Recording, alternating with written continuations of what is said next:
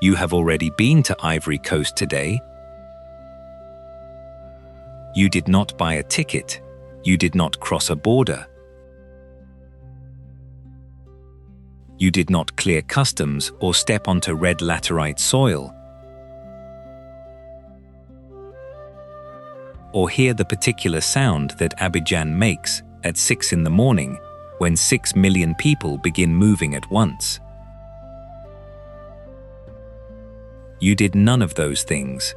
But if you ate a piece of chocolate, any chocolate, dark or milk, cheap or expensive, Swiss or Belgian, or pulled from a vending machine in an airport hallway, you consumed a country.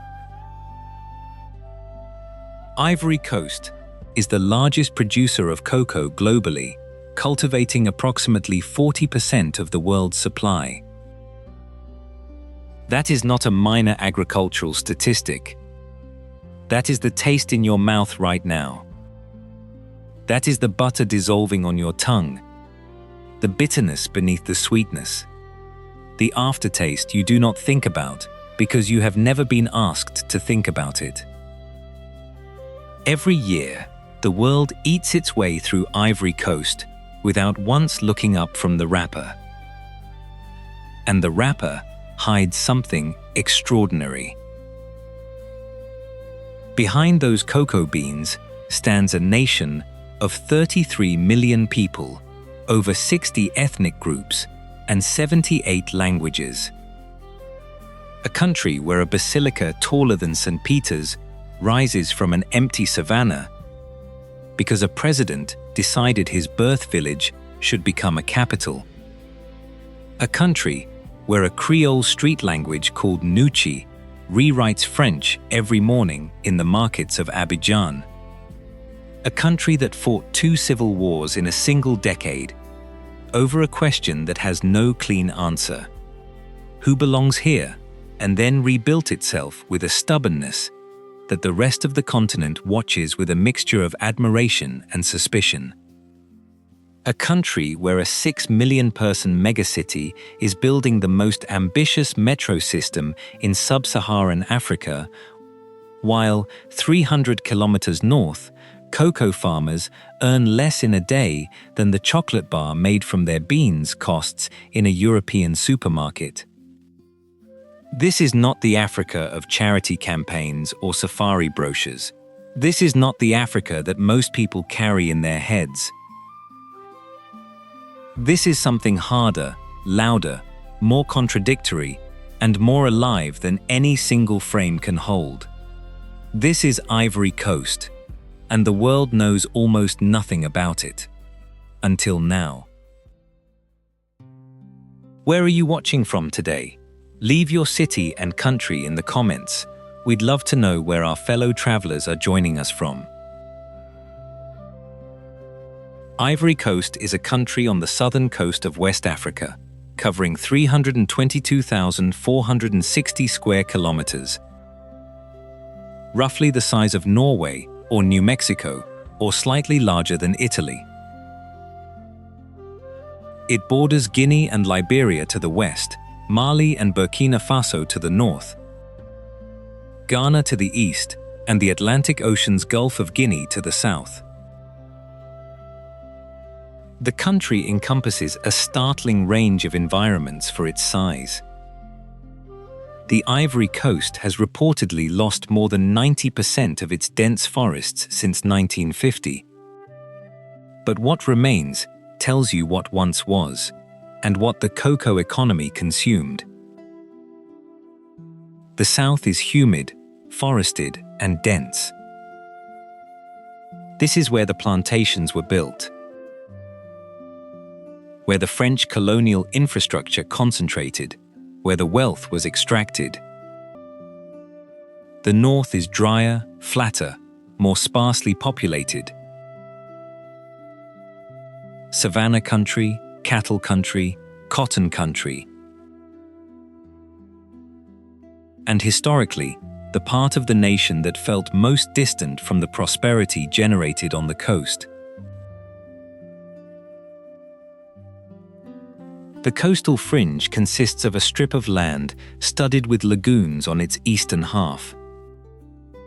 Behind it lies what was once a continuous area of equatorial forest more than 200 kilometers wide. That forest, among the largest in West Africa a century ago, has been dramatically reduced by logging, agriculture, and the relentless expansion of cocoa farming. From 2000 to 2019, about 2.4 million hectares of forest in the Ivory Coast were cleared to grow cocoa beans, a swath of land about the size of Rwanda. What survives is concentrated in the southwest, particularly in Tai National Park, one of the last significant stretches of primary tropical forest in the region, and a UNESCO World Heritage Site that shelters pygmy hippopotamuses, chimpanzees, and a density of primate species found almost nowhere else on the continent. The country was named after the tusks of thousands of elephants that once roamed the region. Now, only a few hundred elephants survive in the aftermath of habitat destruction and poaching. The northern savanna is a landscape of grass, scattered trees, laterite roads, and a quality of light that is harder and drier than the humid coastal air. The Sahel is not far. The cultural influence of the Sahel, Islamic scholarship, Monday trading networks, trans-Saharan connections that predate European arrival by centuries, runs deep in this part of the country.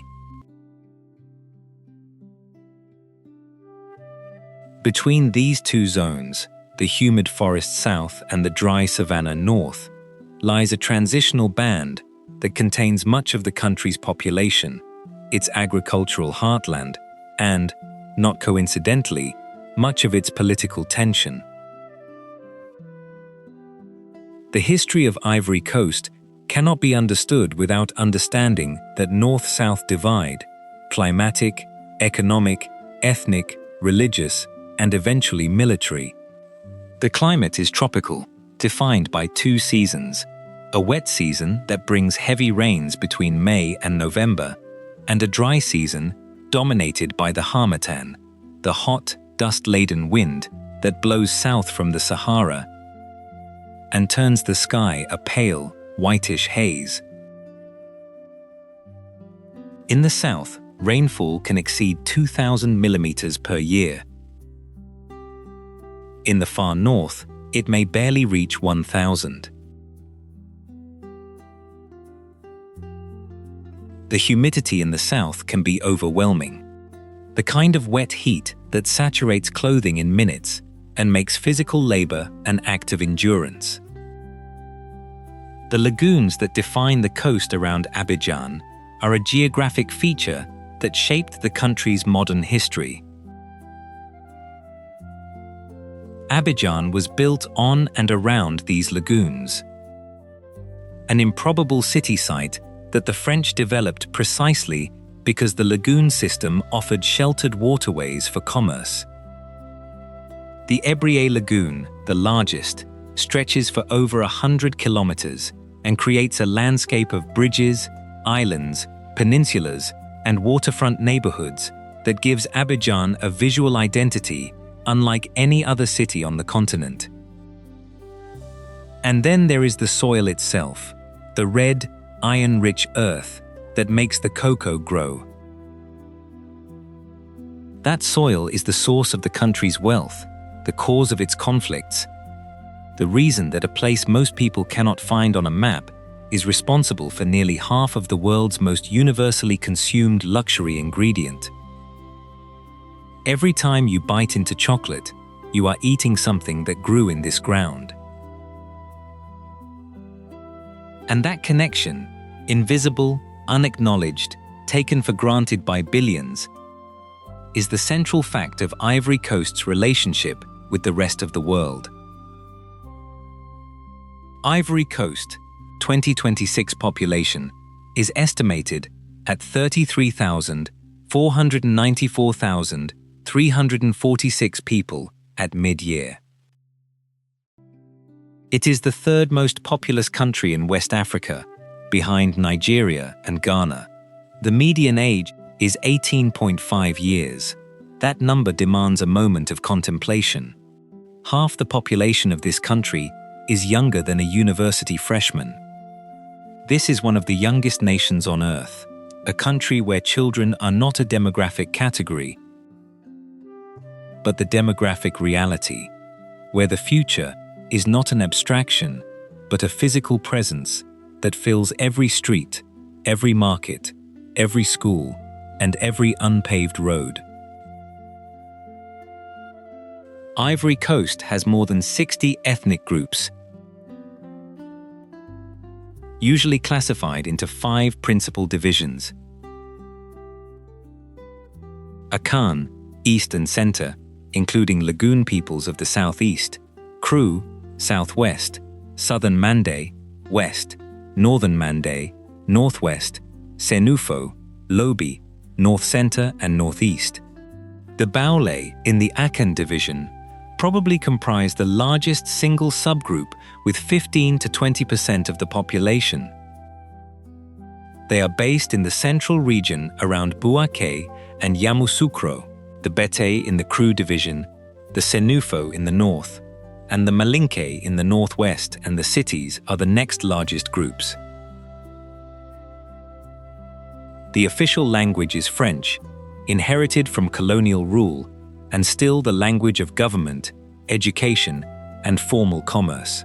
But in the markets, in the homes, in the maquis, the open-air restaurants that define Ivorian social life, people speak Dioula, Baoulé, Bete, Senufo, and the particular Abidjan street French, known locally as Nouchi, a fast, inventive argot that mixes French with indigenous languages and that serves, for young Ivorians, as a linguistic identity marker. A way of saying that you are from here, from the streets, from the real city. In total, there are around 78 languages spoken across the country. According to the last census of 2021, Muslims make up 42.5% of the population and Christians 39.8%. That near parity has been one of the defining features of Ivorian social life and one of its deepest fault lines. The religious geography roughly tracks the north-south divide. Islam predominates in the north, Christianity, predominantly Catholicism, in the south. But the reality on the ground is more fluid than any map suggests. Families contain both faiths. Neighborhoods share mosques and churches, and traditional beliefs, animism, ancestor veneration, spiritual practices that predate both Christianity and Islam persist across both zones, often practiced alongside, rather than instead of, the major religions. The primary sector contributes to 14.4% of the GDP and employs 45.2% of the country's active population. Ivory Coast is the world's largest producer and exporter of cocoa, one of the 3 biggest producers and exporters of cashew, and a major exporter of palm oil, coffee, and oil. The economic life of most Ivorians remains agricultural. The family structure is extended, communal, and defined by obligations that run deeper than sentiment. In rural areas, the extended family unit, often spanning 3 or 4 generations under the same compound, remains the primary social institution. In the cities, the nuclear family has become more common, but the web of extended family obligation, financial support, hosting relatives who arrive from the village, contributing to weddings and funerals, respecting elders, remains central to how people live. And threading through all of it is the marquee. These are the outdoor restaurants, bars, and gathering places, usually open air, shaded by tin roofs or mango trees, serving grilled fish, braised chicken, alico, fried plantain, and atik, fermented cassava couscous, alongside cold beer and conversation. A maquis is not merely a place to eat, it is a place to be seen, to argue politics, to watch television, to negotiate business, to court, to celebrate, to mourn. If there is a single institution that captures how Ivorians actually spend their time when they are not working, it is the maquis, loud, public, communal, and always accompanied by music. Every story about Ivory Coast eventually returns to cocoa. It is inescapable. The global chocolate industry makes over $130 billion in annual revenue.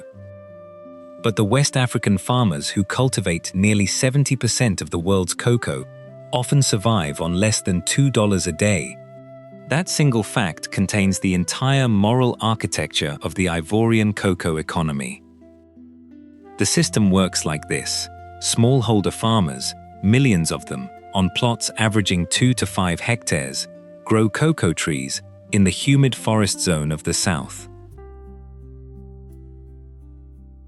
The pods are harvested by hand, split open with machetes, and the beans are fermented, dried, bagged, and sold to intermediaries who sell to exporters who sell to the multinational corporations that process them into the chocolate the world consumes.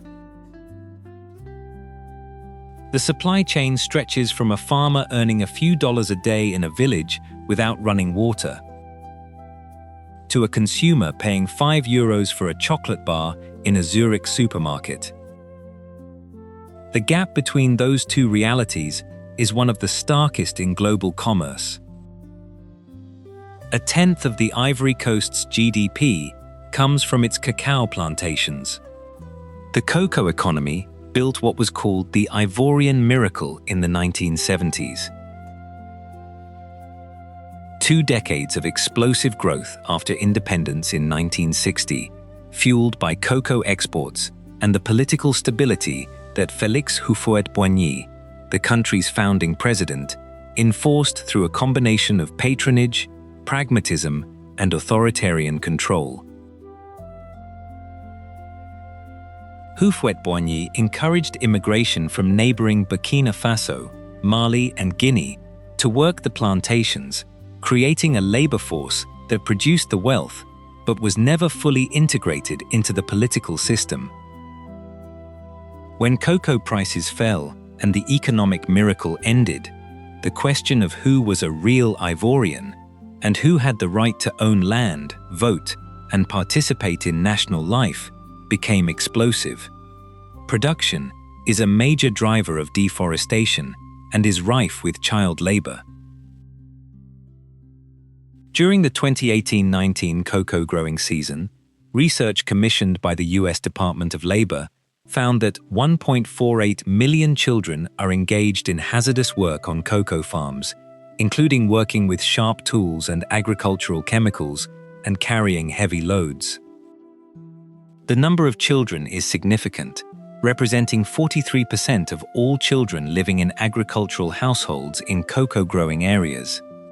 In 2001, the major chocolate companies signed the Harkin-Engel Protocol, pledging to eliminate the worst forms of child labor by 2005. That deadline has been extended many times, first to 2008, then 2010, then 2020, then again to 2025. In recent years, the Ivorian government has intensified its commitment to addressing child labor. There have been coordinated efforts across the ministries of labor, education, and agriculture. There has also been an increase in funding for labor inspections and law enforcement.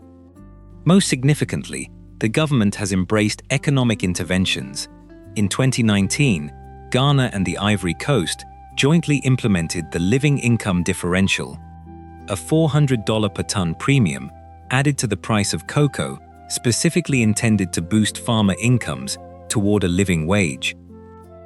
To eat chocolate is to be connected, whether you know it or not, to this country, to its soil, to its labor, to its politics, to its contradictions.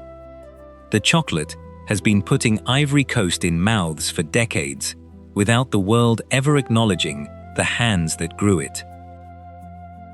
At sunset in Abidjan, when the light turns gold and the lagoon reflects the skyline of the plateau back at itself in rippled distortion, the city changes register. The traffic does not stop. It never stops, but its frequency shifts. The marquee fill up. The grills start smoking. The music starts playing.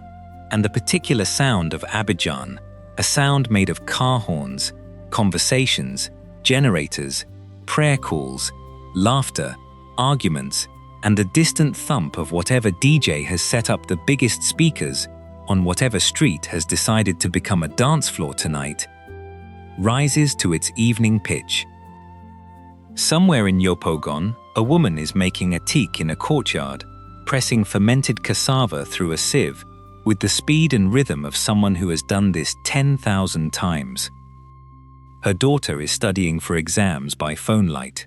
Her son is watching a football match on a neighbor's television. Her husband is at a maquis 3 streets away, discussing politics with men who agree on nothing except that the atik his wife makes is the best in the neighborhood. This is ordinary life. This is the life that no headline captures. In Adjamé, the market vendors are beginning to pack up, but the negotiations continue. A length of wax fabric is being held up to the fading light by a woman who is deciding whether the pattern says what she wants it to say. In Grand Bassam, the old colonial capital down the coast, waves break against the shore where the French first landed, and the crumbling colonial buildings sit beside new beach bars that serve cocktails to tourists who have just discovered that Ivory Coast has a coast.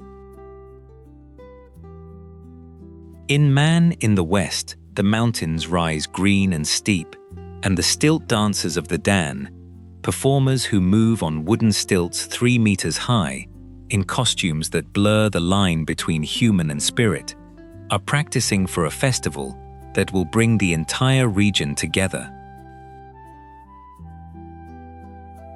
In the Cocoa Belt, the work is done for the day.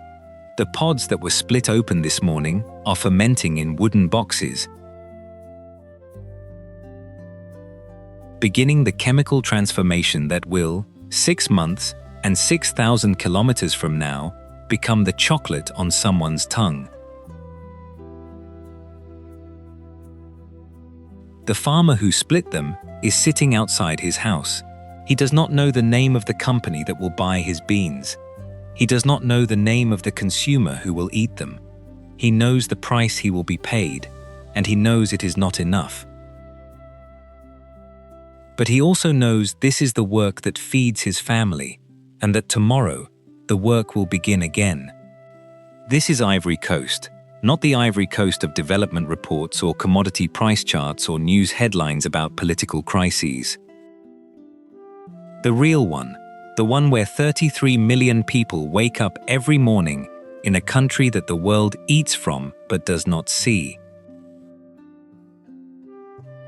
A country built on red soil and cocoa and contradiction.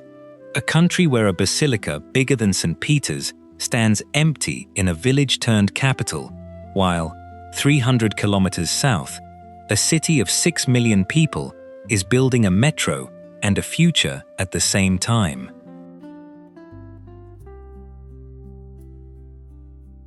A country where over 60 ethnic groups and 78 languages have learned, imperfectly, painfully, with 2 civil wars and 1 ongoing reconciliation to show for it, to share the same flag. A country where the music is loud, the food is generous, The family is everything, the contradictions are visible, and the people are doing what people everywhere do. Making life out of what the land and the history have given them, which is never enough and somehow always sufficient.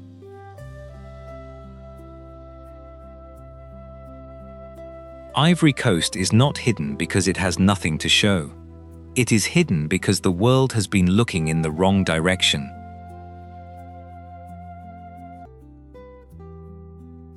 At the chocolate, not the hands. At the commodity, not the country. At the wrapper, not what is inside. But the country is here. It has always been here.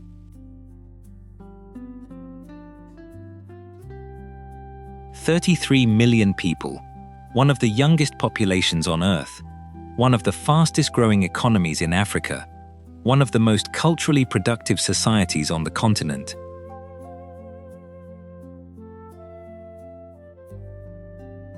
Living, working, singing, arguing, cooking, building, and insisting every single day on being more than the sum of what they export. The world just has not learned to look. But when it does, when it finally sees past the cocoa and the clichés, past the crisis headlines and the colonial assumptions, past everything it thinks it knows about West Africa, and into the actual, messy, brilliant, frustrating, beautiful reality of this place, it will find something it did not expect. It will find a country that has been hiding in plain sight, and it will wonder how it ever missed it.